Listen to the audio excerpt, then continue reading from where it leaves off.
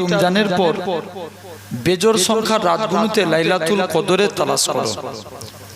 দেখেন মানে আজকে 24টা রমজান গেল, মানে আজকের রাতটা হচ্ছে বেজোরের রাত, কালকে 25 রমজান। তো আলহামদুলিল্লাহ এই জলসাটা লাইলাতুল কদর রজনীতে পড়েছে। বিশেষ করে বলতেই হয় আমার খুব অত্যন্ত ভালোবাসার ভাই, আমার কুতুব ভাই, সবসময় এই গ্রামের প্রতিটা ছেলেদের সাথে নিয়ে কিভাবে এগিয়ে যাওয়া যায় সবসময় চেষ্টা করে থাকে, এবং আমাকে অত্যন্ত দিল থেকে ভালোবাসে ছেলেটা, এত মহব্বত করে। মানে অনেক ছেলে ভালোবাসে আলহামদুলিল্লাহ, কিন্তু কুতুবের মহব্বত একটা অন্য। তথাপিও আপনার কি বলে প্রতিটা এই যে জলসার কমিটি, মানে কিছু ছেলে সব বাইরেই থাকে, এরা শুধু জলসাটার জন্য এখানে আসে, অনেক পরিশ্রম করে। আল্লাহ এদের কাজ কামে বরকত দেখ, আল্লাহ যেন আগামীতে এই জলসাকে আল্লাহ আরো বড় করে করার তৌফিক দেন, বলেন আল্লাহুম্মা আমিন। যারা এখনো দূর দূরান্তে আছে, রাস্তাঘাটে আছে, আলহামদুলিল্লাহ এখানে তো পানি কিছুই হয় না, আপনারা মাইকের আওয়াজ শুনছেন, সকলে মাহফিলের মধ্যে চলে আসেন। বাঁকুড়া জেলা মানুষ মানে একটা মহব্বতের জায়গা। বাঁকুড়ার প্রতিটা মানুষ পীরের আওলাদ, আপনারা অনেক মহব্বত করেন, অনেক ভালোবাসেন। তাই আশা করব আমার আব্বারা ভাইরা যারা রাস্তাঘাটে আছেন সকলে মাহফিলের মধ্যে চলে আসেন। আউযু বিল্লাহি মিনাশ শাইতানির রাজিম। টনটাকে একটু বাড়াও। বিসমিল্লাহির রহমানির রহিম। হালকা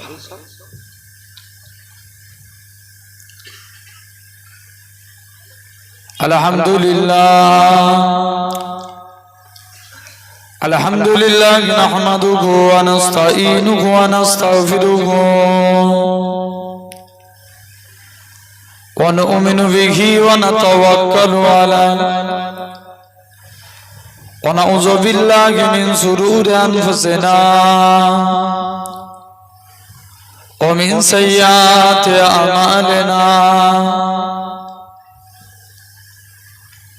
من يهده الله فلا مضل له ومن يضلله فلا هادي له। মানে প্রথম 10টা, তারপরে মাগফিরাত, আর শেষের 10টা হচ্ছে নাজাত। আমি এবছরের রোদ দেখে তো অবাক, এবছরে তো তুলনামূলক সেরকম রোদই পাই না আমরা, হ্যাঁ কি না? কথা বলেন। এবছরে সূর্যের তাপ সেরকম পেয়েছি এই 2-3 দিন হচ্ছে, শেষে 2-3 দিন, কিন্তু গত বছরের সর্বোচ্চ তাপমাত্রা গেছে 46 ডিগ্রি।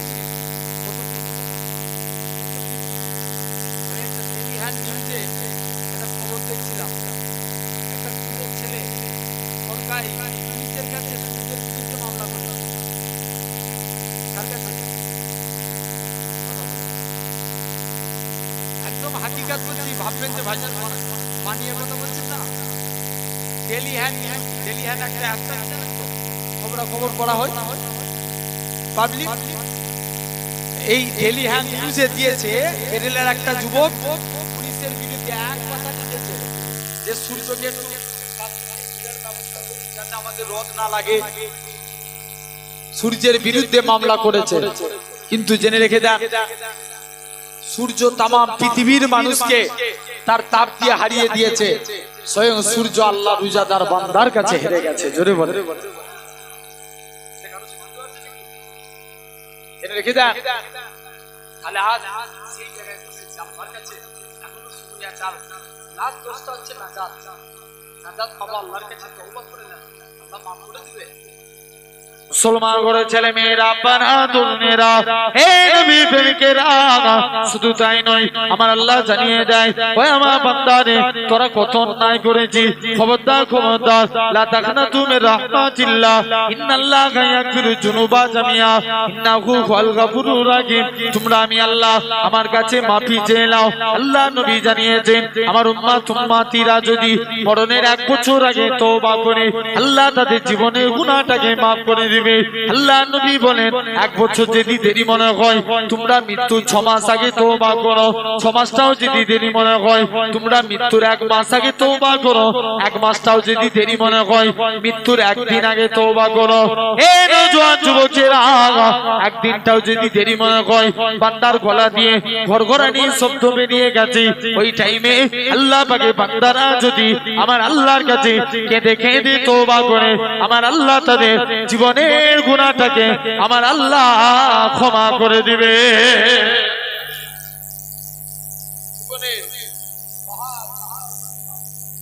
আল্লাহ মাফ করতে খবরদার এখন তো দেখেন অনেক ছেলে আছে এই জলসা মাহফিল দিচ্ছে এটা এই জায়গায় বসেছি রসূল বলছে মাজালিসুল কুরআন মাজালিসুল্লাহ দুনিয়ার জমিনে কুরআনের মাহফিল স্বয়ং আমার আল্লাহর মাহফিল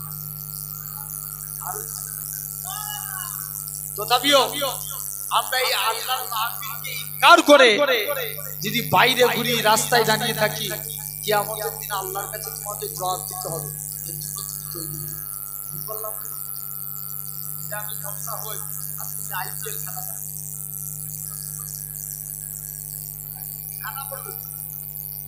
ঠিক বলছি না ভুল বলছি গ্রামে জলসা হচ্ছে তুমি মাচায় বসে বসে ফ্রি ফায়ার গেম খেলছো আল্লাহ ছেড়ে দেবে এটা তো রহমতের মাস তুমি গ্রামে ওয়াজের মাহফিলকে তুমি উজাড় করে দিয়ে তুমি বাইরে ঘুরছো লোকের মেয়ে দেখে দেখে বেড়াচ্ছ আল্লাহ ছেড়ে দিবে এত সহজ জিনিস না জলসা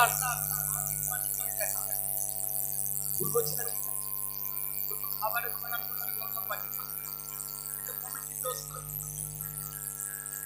ভাববে হয়তো দেখেন ছেলেরা মানা করা সত্ত্বেও হয়তো অনেকে একটা রিয়াজ দেখবেন এই যত খাবারের দোকানে এখানে মেয়েদের ভিড় সেখানে যুবক ছেলে ওরা এই জায়গায় বসবে না তথাপিও আমি আপনার পীরের আওলাদ হিসাবে পীরনগর হুজুরের আওলাদ হিসাবে আপনাদের কাছে আশা করব আমার বাংলার ভাইরা অনেক ভালো এরা কথা শুনে আপনারা রাস্তায় না দাঁড়িয়ে থেকে সাইডে না ঘোরাফেরা করেন এই মসজিদে 1 ঘন্টা বসেন 11টা 10টা বাইতে যাচ্ছে হয়তো এখন করে বড় ভাই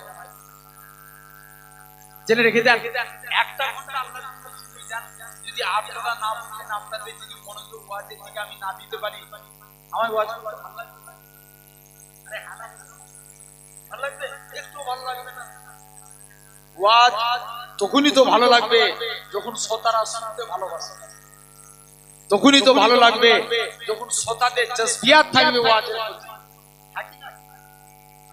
জেনে রেখে দেন ভাইরা বাপেরা তথাপিও তাহলে এখনো সময় আছে আমি জাস্ট একটা কথা বললাম আল্লাহ বলছেন তুবু ইলাল্লাহি তাওবাতান জেনে রাখেন আজকে এখানে শিক্ষা দিচ্ছেন ওয়াজ মানে বুঝার জিনিস খুব ভালো করে বুঝবেন তওবা কবুল হবে এর জন্য শর্ত হচ্ছে 3টি ওটা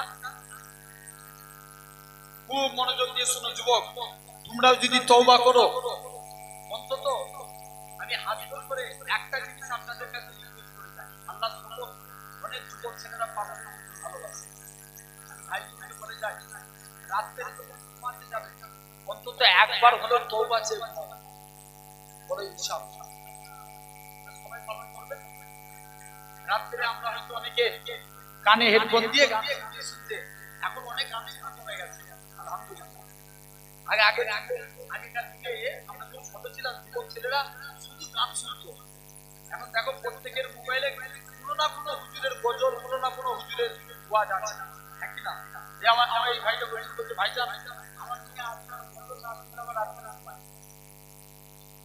এরকম মনে গেছে ছোট ছোট বাচ্চা ছেলেরা বলতো আমাকে আবুল বাসা কত যাচ্ছে আমার ভাইরা তথাপিও তোমরা দাঁড়িয়ে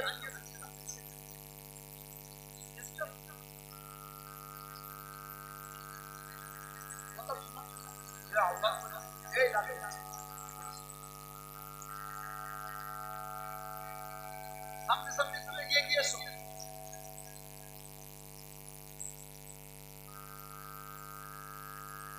আলহামদুলিল্লাহ জেনে রেখে দেন ভাইরা বাপেরা তাহলে এক নাম্বার শর্ত তওবা কবুল হওয়ার জন্য নাম্বার 1 শর্ত হচ্ছে কি আপনি যখন তওবা চাইবেন এই আমার কথা শুনছেন খুব মনোযোগ দিয়ে এগুলো হয়তো মনে লাগবে না কিন্তু যখন আমাদের নিঃশ্বাস বন্ধ হয়ে যাবে তখন মনে হবে যে ভাইজানের কথা শুনে যদি পালন করতাম তাহলে আজ আমাদের এই মুসিবতে পড়তাম এক নাম্বার যখন আপনি তওবা করবেন মনে মনে নিয়ত করবেন যে আমার তওবাকে মুখে তওবা চাইবেন আর মনে নিয়ত করবেন আল্লাহ কবুল করছে তওবা চাইবো আর মনে নিয়ত করব যে আল্লাহ কবুল করছে এটা হলো এক নাম্বার দুই নাম্বার আপনি যখন তওবা চাইবেন যে গুনাহটার জন্য তওবা করবেন আমি মনে মনে এর কাছে মাপ চাইতে হবে আর মনে মনে আমার দিলকে ধিক্কার দিয়া এর আমি 500 টাকা মেরে দিলাম এই যে মনটাকে ধিক্কার দিয়া এটা হচ্ছে 2 নাম্বার 3 নাম্বার যখন তুমি তওবা চাইবে এই প্রমিস করো এই অঙ্গীকার করো জীবনে আমি আর অন্যায় কাজ করব না এই গুনার কাজ আর জীবনে করব না যখন তোমার মধ্যে এই তিনটে শর্ত থাকবে আল্লাহ রাসূল বলেন আল্লাহ তোমার তওবাকে কবুল করে নেবে সুবহানাল্লাহ পাওয়ারফুল আওয়াজ দেয়া লাগে সুবহানাল্লাহ বলতে আমাদের গুনাহ যত গাড়ি বাসের নাম শুনছেন কুরআন আর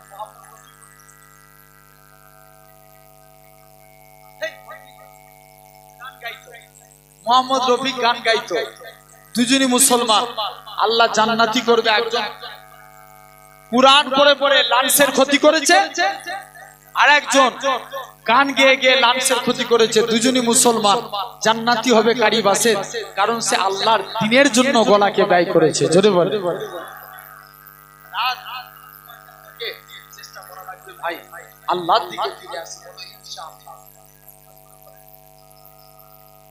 আল্লাহ কবুল করে নেন সকলে বলি আল্লাহ আল্লাহ যেন আমাদের দিল থেকে আল্লাহ যেন মন থেকে তওবা আল্লাহ আমাদের জীবনের পূর্বের সমস্ত গুনাহগুলিকে আল্লাহ maaf করে দেন সকলে বলি আল্লাহ যদি আমরা অন্তর্নিহিতভাবে তওবা করি আল্লাহ maaf করে দেন জাস্ট একটা মদিনা আর খুব মনোযোগ দিয়ে ঘটনাটা আল্লাহ রাসূলের একজন সাহাবী যার নাম ছিল সালামা মক্কা সাহাবারা সব মদিনায় হিজরত করে আসে মদিনায় সাহাবাদের উপর অত্যাচার কম হয়েছিল এমনও আল্লাহ রাসূলের জ্যান্ত সাহাবাগণকে চাটায়ের মধ্যে গুড়িয়ে আগুন লাগিয়ে দিত বলো কলেমা ছাড়বে কিনা সাহাবারা বলে আল্লাহর কসম জান চলে যায় জান দিতে রাজি আল্লাহর কসম বলে কলেমা ছাড়বে সব আমি একটা ছোট্ট একটা বিষয়ের উপরে আলোচনা একটা পয়েন্টের উপরে আলোচনা করব তো আসেন সাহাবী সালামা কি বলতেন এখন সাইদ বিন আব্দুর রহমান তিনি মক্কার সাহাবী তিনি মক্কা থেকে হিজরত করে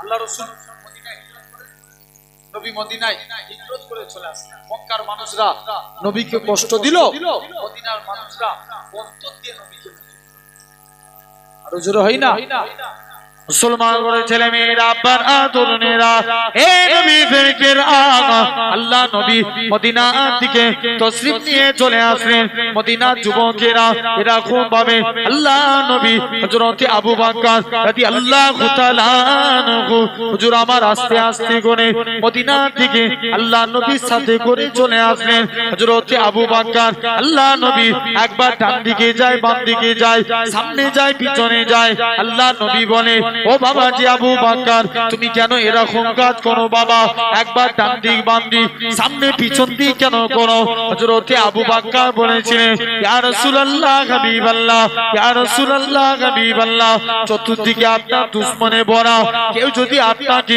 লক্ষ্য করে তীর ছুঁড়ে ছুঁড়ে মারি আমি আবু বকর আমি মারা যাব এতে কোনো যায় আসে না আমার গোটা শরীরটাকে আপনার ঢাল বানাবার জন্য ও যুবকেরা ও পুরন্দরের মানুষেরা শুনে রেখে দেন হযরত আবু বকর রাদিয়াল্লাহু তাআলা আনহু হুজুর আমার আস্তে আস্তে করে আল্লাহ নবী মদিনায় তশরিফ নিয়ে চলে আসলেন মদিনার যুবকেরা সেদিন তারা পড়েছিল তালাল বাদুর আলাইনা আল্লাহ নবীর জন্য তারা খেজুর গাছের উপরে উঠে ওয়েলকাম জানিয়েছিল সেদিন তারা পড়েছিল তালাল বাদুর আলাইনা মিন সানিয়াতিল বিদাই ওয়াজাবা শুকরু আলাইনা মাদালিল্লাহি দাই ও যুবকেরা আল্লাহ নবী মদিনায় তশরিফ নিয়ে চলে গেলেন মদিনার যুবকেরা আল্লাহ নবীকে গোল করে ঘেরাও করে ফেললো আল্লাহ নবী বলে হে মদিনা মানুষেরা তোমরা আমি নবী আমাকে কতটা ভালোবাসবে মদিনার যুবকেরা মদিনার তরুণেরা বলেছিল ওগো নবী মনে কষ্ট নেবেন না যতক্ষণ আমাদের শরীরে যাটুকু বেঁচে থাকবে আপনার ক্ষতি হতে দেব না আল্লাহ রাসূল মদিনায় চলে কে আব্দুর রহমান তিনি আস্তে আস্তে করে মদিনায় আসেন মদিনায় এসে কে জানো আব্দুর রহমান কে সে বলছে আব্দুর রহমান মদিনায় চলে এসছো যাও তুমি আজকের দিনে এখান থেকে চলে যাও শুনছেন সালাবাকে সাইদ বিন আব্দুর রহমানকে ডাকে সাইদ বিন আব্দুর রহমান তিনি নিজের স্ত্রী সম্পত্তি নিয়ে সালাবা বলে আল্লাহ রাসূলের এক সাহাবী সালাবার বাড়িতে সব আমানত রেখে দিয়ে চুপ করে চলে গেল কে জানে এসে বলছে আব্দুর রহমান তুমি এদিকে আস্তে আস্তে করে আজকের দিনে তোমার কাছে আব্দুর রহমান সালাবাকে ডেকে বলছে ভাই সালাবা আমি আমার স্ত্রী আত্মীয় স্বজন সব তোমার কাছে আমানত রেখে আমি আজকের দিনে বাড়ি যাচ্ছি রাসূলুল্লাহ দরবারে যাচ্ছি তোমার কাছে সব বিশ্বাস করে রেখে দিলাম অনেক টাইম হয়েছে বলি আল্লাহ আপনার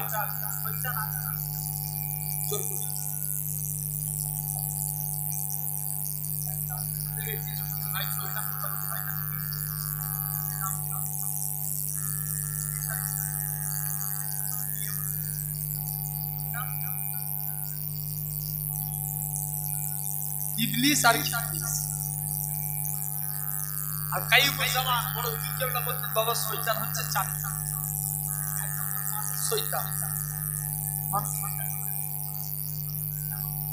ওরে আল্লাহ মানুষ এখন কিন্তু শয়তান শয়তানের থেকে হারিয়ে গেছে হ্যাঁ কি না দেখবেন আগেকার যুগে আমাদের যুবক ছেলেরা এরা রোজা না রাখলে ওদের একটা লজ্জা ছিল কি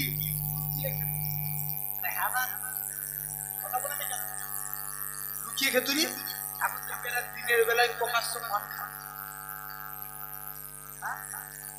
নাকি না শুধু তাই নয় এরকম ভাবে এক নাম্বার মানুষ শয়তান এই শয়তানি করলে ওষুধ আছে পাবলিকের মাল একদিন ধরা পড়ে যদি পুলিশের হাতে হাতে যাই বেঁচে গেল পুলিশ প্রতিদিন এক মাস রাখতে আর পাবলিকের যিনি মেদানি খায় নামের মানের অপর নাম কি অনন্তই একটা কথা ছিল না জেনে রেখে দেন বড় বড় অবস্থা দুই নাম্বার জিন শয়তান শয়তানি করলে ওষুধ আছে আয়াতুল কুরসি করে ফুক দেন চার পুরো আল্লাহ শরীফ করে ফুক দেন সূরা জিনের আয়াত করে ফুক দেন জিনও পালাবে ইবলিস শয়তানি করবে তকবীর দেন আর এই তকবীর এরকম তকবীর দিবেন ইবলিস আগুন লাগার মতো। আর মন যদি শয়তান হয় যে অমুক জায়গায় আনসার বাস্তবিক মুখে হাত রেখে কথা বলে কেউ বুঝতে পারবে? আরে হ্যাঁ না বলবে। মন যদি চায় আইপিএল খেলা শেষ হলে তবে ওয়াজের মাহফিলে বসবো, কেউ বুঝতে পারবে না। এই মনকে রুখতে গেলে আমাদের জেকেরের প্রয়োজন। জেকের মানে সেই বাংলাদেশি ওরকম জেকের না, কি বসেন বসেন এরকম না, খাঁটি আল্লাহ আল্লাহ লা ইলাহা ইল্লাল্লাহ এরকম জেকের করতে হবে। কত রকম জেকের দেখবেন, সেই আপনার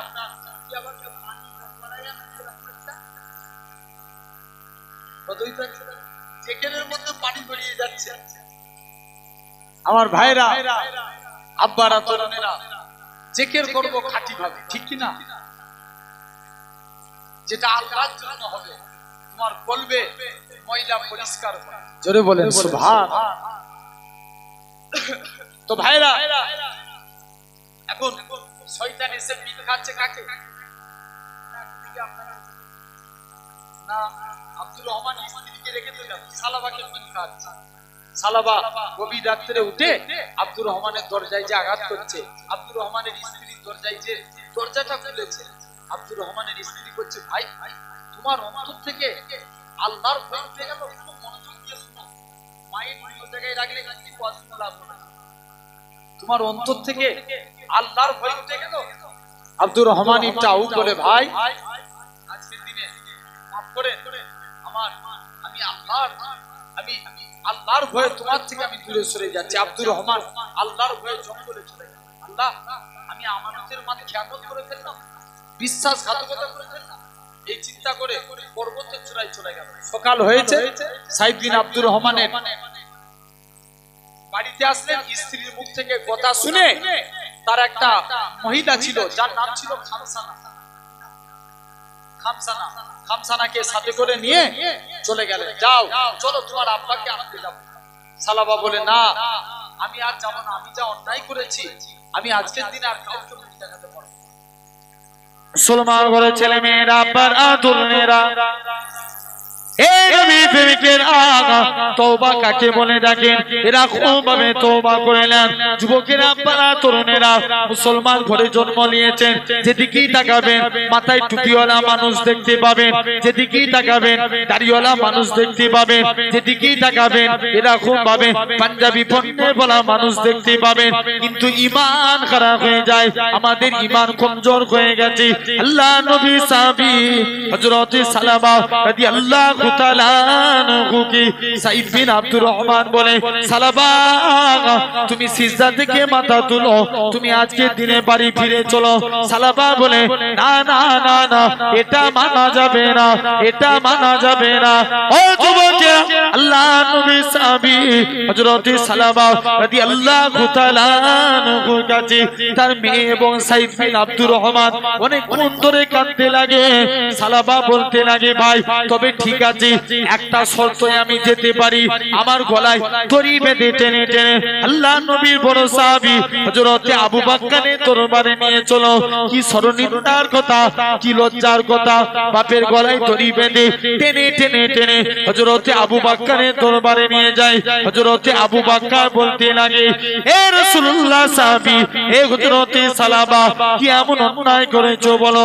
সালাবা কাঁদে আর বলে ভাই আবু বকর আমি আমানতের মাল খেয়ানত করে ফেলেছি, আমি জিনা করে ফেলেছি, আমার গুনাহটা কি আল্লাহ পাকের দরবারে মাফ হবে, এই জন্য আমার গলায় দড়ি বেঁধে টেনে টেনে নিয়ে আসা হয়। হযরত আবু বকর বলে না না না না বেরিয়ে যাও বেরিয়ে যাও, তোমার গুনাহটা আল্লাহ পাকের দরবারে মাফ হবে কি এটা আমি আবু বকর বলতে পারবো না, তুমি এখান থেকে চলে যাও, তুমি ওমরের কাছে যাও, মনে মনে করে আল্লাহ পাক ওমর তো বড় রাগী আল্লাহ, আল্লাহ ওমর যদি উলঙ্গ তলবার চালিয়ে দেয় জীবনে আর মাপ চাওয়া হবে না আল্লাহ, আল্লাহ উপায় কি আছে?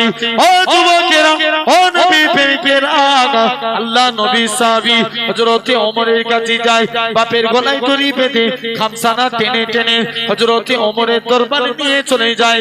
হযরতে ওমর বলে, ভাইয়া সালাবা কি এমন হয়েছে বলো, তোমার গলায় দড়ি বেঁধে টেনে টেনে নিয়ে আসি। হযরতে সালাবা কাঁদে আর বলে, ভাই ওমর রে, আমি আমানতের মাল খেয়ানত করে ফেলেছি, আমি জিনা করে ফেলেছি, বিশ্বাসঘাতকতা করে ফেলেছি, আমার গুনাহটা কি আল্লাহ পাকের দরবারে মাফ হবে। হযরতে ওমর বলে, ভাই সালাবা আমি ওমরের রাগ হওয়ার সাথে সাথে তুমি এখান থেকে বেরিয়ে যাও, যদি তুমি আজকে দিনে এখান থেকে না যাও, আমি ওমর যদি রেগে যাই উলঙ্গ তলবার দিয়ে তোমার গর্দানকে জুতা করে দেব। এরকম ভাবে কাঁদতে কাঁদতে হযরতে আবু বকরের দরবারে যায়, তিনিও তাড়িয়ে দেয়। ওমরের কাছে আসে, তিনিও তাড়িয়ে দেয়। হযরতে উসমানের কাছে যায়, হযরতে উসমানকে যে বলে, ভাই উসমান আমার গুনাহটা কি আল্লাহ পাকের দরবারে মাফ হবে। হযরতে উসমানও তাড়িয়ে দেয়। এরকম ভাবে হযরতে আলীর কাছে যায়, তিনিও তাড়িয়ে দেয়। মনে মনে করে আল্লাহ পাক আবু বকরের কাছে গেলাম, সেও তাড়িয়ে দিল। ওমরের কাছে গেলাম, সেও তাড়িয়ে দিল। উসমানের কাছে গেলাম, সেও তাড়িয়ে দিল। আলীর কাছে গেলাম, সেও তাড়িয়ে দিল। মনে বড় আশা ছিল আল্লাহ নবীর কাছে যাব, নবী যদি তাড়িয়ে দেয় এই মুখখানা আর কাউকে দেখাবো না। আহারে নবীর কাছে গেলেন, আল্লাহ নবীকে যে সালাম দেয়, আসসালাতু ওয়াসসালামু আলাইকা ইয়া রাসূলুল্লাহ হাবিবাল্লাহ। ও যুবকেরা, আল্লাহ নবী সালামের উত্তর কানা দিলেন। এ হযরতে সাহাবী সালাবা কি হয়েছে বলো, তোমার গলায় কেন দড়ি বেঁধে টেনে টেনে নিয়ে আসে? সালাবা কাঁদে আর বলে, ইয়া রাসূলুল্লাহ হাবিবাল্লাহ, ইয়া রাসূলুল্লাহ হাবিবাল্লাহ, হুজুর আমি আমানতের মাল খেয়ানত করে ফেলেছি, জিনা করে ফেলেছি, আমার গুনাহটা কি আল্লাহ পাকের দরবারে মাফ হবে। আল্লাহ নবী কি জানিয়েছিলেন, ও বাবা সালাবা বেরিয়ে যাও, বেরিয়ে যাও, তোমার গুনাহটা আল্লাহ পাকের দরবারে মাফ হবে কি এটা আমি নবী বলতে পারবো না, তুমি এখান থেকে চলে যাও। ও যুবকেরা, এরকম ভাবে আল্লাহ নবী তাড়িয়ে দিলেন। সালাবা কাঁদে আর বলে, আল্লাহ পাক আবু বকরের কাছে গেলাম, সেও তাড়িয়ে দিল। ওমরের কাছে গেলাম, সেও তাড়িয়ে দিল। উসমানের কাছে গেলাম, সেও তাড়িয়ে দিল। আলীর কাছে গেলাম, সেও তাড়িয়ে দিল। মনে বড় আশা ছিল আল্লাহ নবীর কাছে যাব, নবীও তাড়িয়ে দিয়েছে। এই মুখখানা আমি আর কাউকে দেখাবো নি। আল্লাহ আল্লাহ তুমি আমায় মাফ করো। হযরতে সালাবা সিজদায় পড়ে কাঁদতে লাগে, আল্লাহ পাক অন্যায় করে ফেলেছি, আল্লাহ মাফ করে দাও, ক্ষমা করে দাও। এরকম ভাবে 40 দিন কেটে গেল।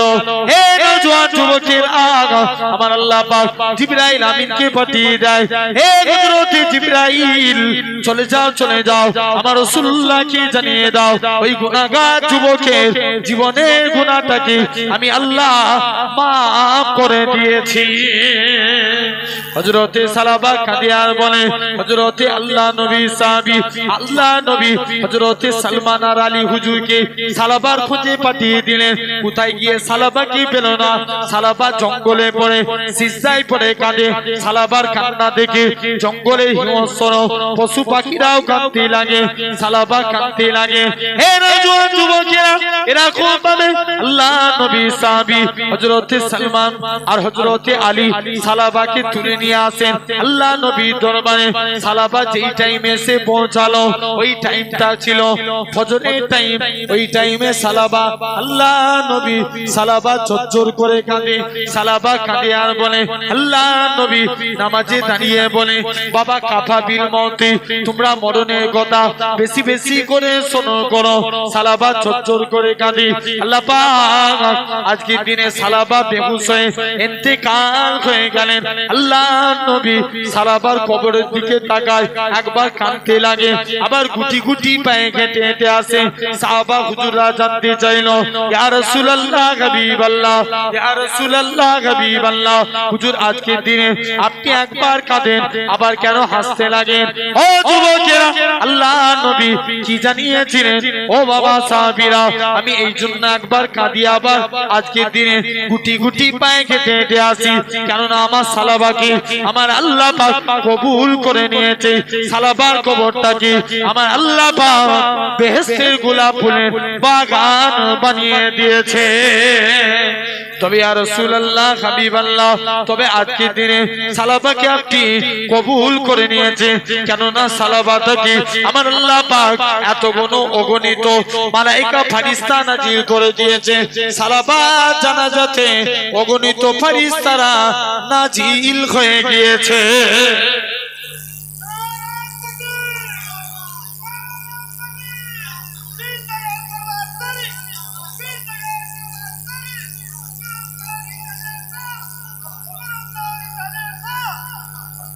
মাশাআল্লাহ বিদ্যা লাগে তো দিচ্ছে আস্তে আস্তে বলছো দাও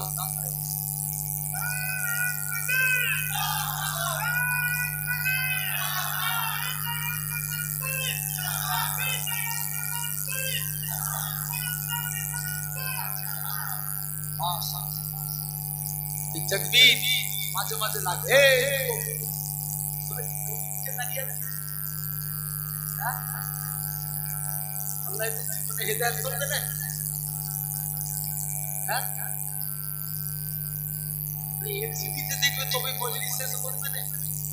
এসব কথা শুনো জেনে রেখে দাও ভাইরা আব্বারা তরুণেরা আল্লাহ কবুল করে না তো আসেন তাহলে আমরা দিল থেকে আল্লাহর কাছে তওবা চাইবো বলি ইনশাআল্লাহ তো আমি একটা করে আলোচনা করব বলেছি কি আমরা আল্লাহর বান্দা হতে চাই জোরে বলো আল্লাহর মুমিন বান্দা হতে চাই কারা কারা রাজি একবার হাত তুলে দেখান তো দেখি তাকবীর মারেন না রে তাকবীর জোর করে দেন না এই হাত তুলে রাখবেন আমি নামাতে বলছি তাকবীর মানে কাকে বলে এটা কি তো হাত তুলে রাখেন না রে তাকবীর জোরে দেন না রে তাকবীর আর তাকবীর আল্লাহ কবুল করে আর লিখে দেন এক নাম্বার আল্লাহর মুমিন বান্দা হতে গেলে টোটাল 6টা কাজ করা লাগে কটা তুমি একটা একটা করে আলোচনা এক নাম্বার আল্লাহর মুমিন হতে গেলে আগে নামাজ পড়তে হবে সব পারে সমাজে বলো তো ভাই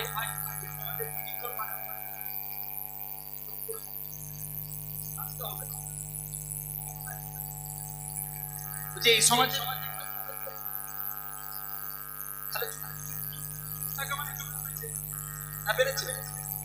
বেড়ে গেছে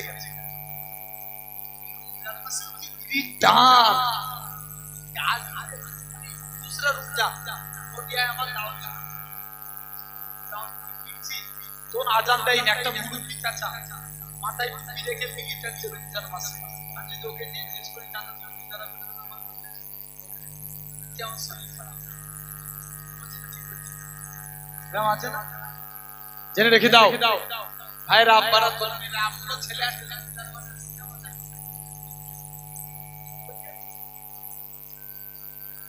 জেনে রেখে দেন শোনার ভাইরা দেখবেন এখন বিড়ি ছেড়ে দিয়ে আমরা জামাত করে কি করি আমাদের সমাজে ছেলে আর ছেলেরা এরা এখন বিড়ি ছেড়ে দিয়ে জামাত করে গাঁজা খায়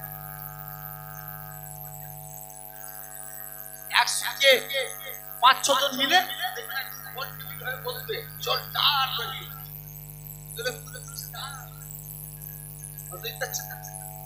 এই সমাজে তাহলে সার্চ করে দেখে যে হারে বিড়ির হার বেড়েছে এই সমাজে বলেন হার বেড়েছে না অনেক বেড়েছে অনেক হারে চিনার হার বেড়ে গেছে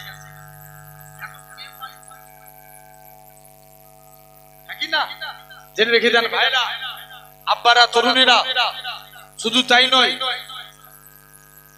এরকম ভাবে দেখেন এই সমাজে আবার দেখেন হয়তো কম বেশি বলে থাকি আপনারা শুনেছেন জানেন এই সমাজে কিন্তু আমরা মানে মুসলমান ঘরের ছেলেরা এরা লটারি কাটা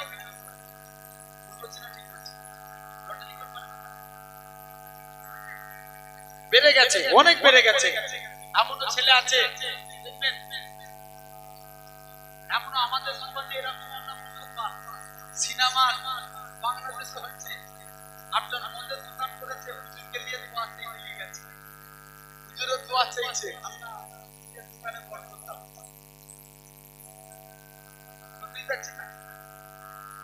আপনার দেখবেন লটারি দোকানে লিখে আছে, হ্যাঁ খাজা বাবা লটারি দোকান, বুঝতে পারছেন যে আপনার এলাহি ফর্সা দিয়ে লিখে দিয়েছে লটারি চালাচ্ছে।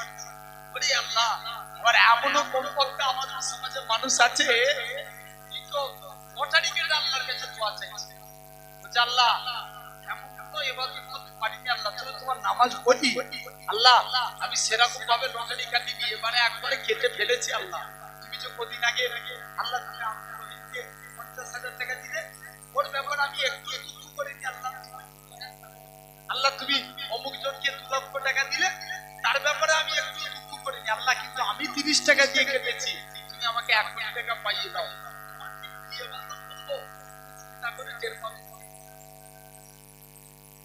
আছে না, জেনে রেখে দেন আমার ভাইরা, আব্বারা, তরুণীরা, তাহলে দেখেন এই সমাজে মাতাল বাড়ে, বিড়িখোর বাড়ে, জিনাখোর বাড়ে, লটারিখোর বাড়ে, সুদখোর বাড়ে না, জোর করে আমি একটা শরীর করে যাচ্ছি, পালন করবেন যেটা আমি করি, আপনাদের হবে ইনশাআল্লাহ। তাহলে ব্যাংকের বই কম বেশি প্রত্যেকের আছে না, আছে দেখবেন ব্যাংকের বইয়ে আপনি কত টাকা জমা দিচ্ছেন বা কত টাকা আপনার ব্যাংকের বইয়ে আছে,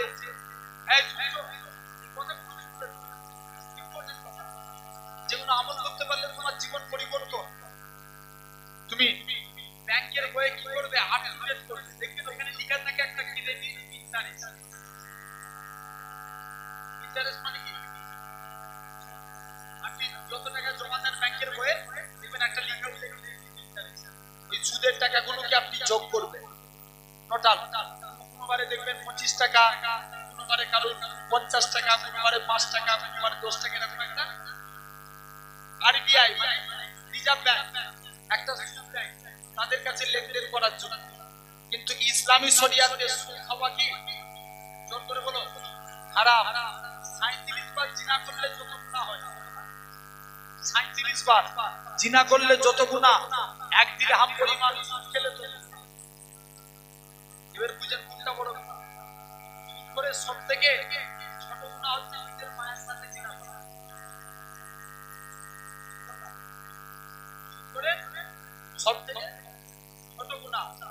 তো জেনে রেখে দেন আমার ভাইরা, এই ব্যাংকের বই ওই ক্রেডিট ইন্টারেস্ট গুলো আমরা যোগ করব, যোগ করে ওই জায়গাটায় দাগ দিয়ে রাখি, যত টাকা হচ্ছে টাকাটা দিলে বিনা সওয়াবের উদ্দেশ্যে গরিবকে দান করতে, সওয়াবে নিয়েছে, সওয়াবের উদ্দেশ্যে দান করতে হবে। যদি এইভাবে পালন করতে পারি তাহলে, আর তা না হলে দেখবেন এই সুদের টাকাও আপনার ওই অ্যাকাউন্টে থাকবে, আপনি টাকা তুলে নিয়ে চলে আসবেন, ওর মধ্যে দেখবেন অনেকদিন আপনি হিসাবই নাই, ওর মধ্যে সুদ খাওয়া হয়ে যাবে। তাই কাজে কাজে এই জিনিসটা থেকে নিজেদেরকে হুঁশিয়ার করুন, সাবধান করুন। এখন এডুকেটেড সমাজ, শিক্ষিত সমাজ, এখন আগে থেকে শিক্ষিত আর বেড়েছে না, চোর বেড়েছে না, অনেক বেড়ে গেছে। সমাজে চোর দেখবেন 2 প্রকার, একটা স্বভাবের চোর আর একটা অভাবের চোর। অভাবে দেখবেন যারা স্বভাবে চুরি করে লোক জানেই চোর, আর আমার সমাজে কিছু মানুষ আছে অভাবে চুরি করে। দেখবেন আপনি গরিব মানুষ, আপনার নামে ধরেন একটা ঘর বেরিয়েছে বলে আগে 20,000 টাকা দিয়ে তবে তোর নামে ঘর লিখবে, কথা বলেন না কেন? আরে হ্যাঁ না বলবে তো, এটা কি চোর? এরা ভদ্র চোর, স্বভাবে চুরি করে, জানেন না? আপনি দেখবেন ডাক্তারখানায় গেছে, কম্পাউন্ডার দেখবেন ডাক্তার এখন এরকম চুরি করছে, বলে তোমার নামটা আগে লিখে দেবো, তুমি আগে 500 টাকা আমার নামে দিয়ে দাও, আমি লিখে দিচ্ছি তোমার নাম। 50, 150 থেকে বলছি না, জেনে রেখে যান, যেখানে যাবেন কত বুঝতে পারছেন আমার ভাইরা, আপনারা তরুণেরা, তাহলে এই সমাজে সব ডেভেলপ হয়, কিন্তু নামাজি কমে যায়। আমরা নামাজ পড়বো বলি ইনশাআল্লাহ, জোর করে বলি আল্লাহ জানা আমাদের সম্পর্কে। আমি প্রতিটা মাহফিলে বারবার করে নামাজের জন্য বলে যাই, কিয়ামতের দিন আল্লাহ যেদিন ধরবে, বান্দা তুই আলেম হয়েছিস, মানুষকে কি শিখিয়েছিস? আল্লাহ আমি পালন করে একবার ছেড়ে দুবার গেছি, আল্লাহ মানুষকে নামাজের জন্য বলেছি। পালন করেন না করেন সেটা আপনার ব্যাপার, কিন্তু আল্লাহ দিয়েছে কি? ব্রেন দিয়েছে, জ্ঞান দিয়েছে, তুমি জ্ঞান দিয়ে সিলেক্ট করবে। পালন করেন না করেন, it is your personal matter, এটা আমার কোনো ব্যাপার না, আপনার ব্যক্তিগত ব্যাপার। না করলে আল্লাহর কাছে বলতে পারবো আল্লাহ বলেছিলাম, তারপরেও এরা পালন করে। নামাজ পড়েন, মাস্ট পড়ে যদি করতে পারি, রেজেকের মালিককে একবার চিন্তা দিয়ে পাঁচটা দিনের জন্য আওয়াজ করবে। এরকম ভাই 8 ঘন্টা হয়তো আর 8 ঘন্টা আপনাদের কাছে আছে, ভাই চিরজীবন বিড়ালের মতো বেঁচে না থেকে 1 ঘন্টা সিংহের মতো বাঁচেন। বলেন আমাদের রেজেকের মালিককে বিড়ালের মতো বেঁচে থেকে লাভ আছে? এই চিৎকার দিয়ে বলো বেঁচে থেকে লাভ আছে? যদি বাঁচতে হয় 1টা ঘন্টা সিংহের মতো বাঁচেন, জেনে রেখে দিবেন ইতিহাস তোমাকে মনে রেখে দিবে। পাবলিক